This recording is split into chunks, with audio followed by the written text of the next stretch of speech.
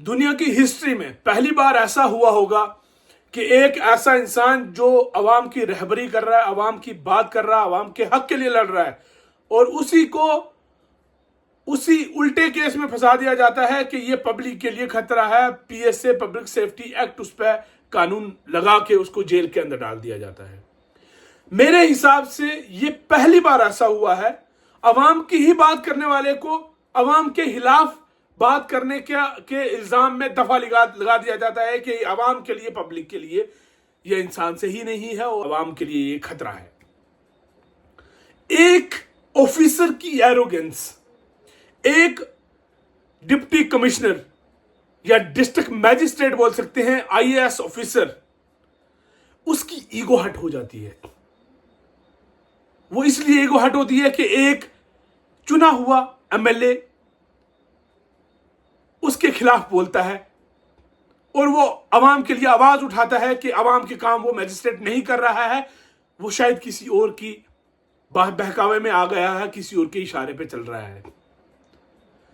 बस इसी इल्जाम और इस इल्जाम के ऊपर उस आईएएस ऑफिसर की ईगो आ जाती है और वो इंसान एक चुने हुए मेंबर, लेजिस्लेटिव असेंबली के मेंबर को, एमएलए को, जो 1.5-2 लाख लोगों को रिप्रेजेंट करता है, उसको उठा के जेल में डाल दिया जाता है। मैं मानता हूं उसकी लैंग्वेज सही नहीं थी, उसने शायद भला बुला कहा होगा, और हिंदुस्तान एक ऐसा मुल्क है, जमहूरी मुल्क है, यहां फ्रीडम ऑफ स्पीच है, और लोग क्या फ्रीडम ऑफ स्पीच की आड़ में किस को क्या क्या बोल जाते हैं।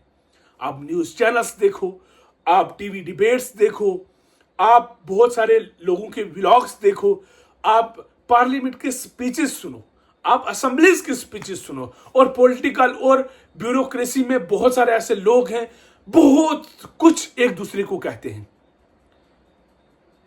अगर मैं किसी को कुछ कह रहा हूं, पर्सनली मैं किसी को कुछ कह रहा हूं, उसमें पब्लिक कहां से आई? वो पब्लिक के लिए मैं या वो दूसरा बंदा अगर कोई मुझे कुछ कहेगा, वो खतरा कैसे हो गया?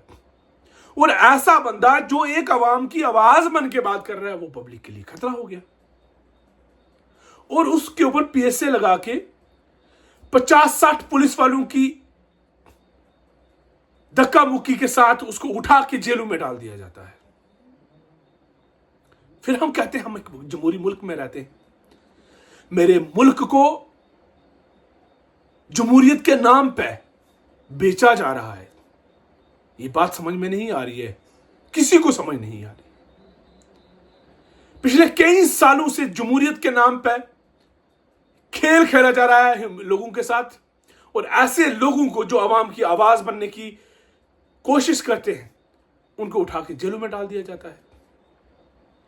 ये बड़ी अनफॉर्चुनेट सी बात है, बड़ी बदकिस्मती की बात है कि हमारे ही लोग जो हमारे लिए बात करते हैं, उनको हमारे सामने उठा के जेलों में डाल दिया जाता है। और आज भी अगर आप देखोगे जम्मू कश्मीर के अंदर या मुल्क के अंदर, इसको मजहबी चेहरा देने की कोशिश की जा रही है। ये सब हिंदुस्तानी हैं, we all are Indians. Then what is the problem? अगर फ्रीडम ऑफ स्पीच है तो बात करने दो ना। अगर आप गलत हो तो मैं गलत कहूंगा ना आपको, अगर आप सही हो तो मैं आपको सही कहूंगा।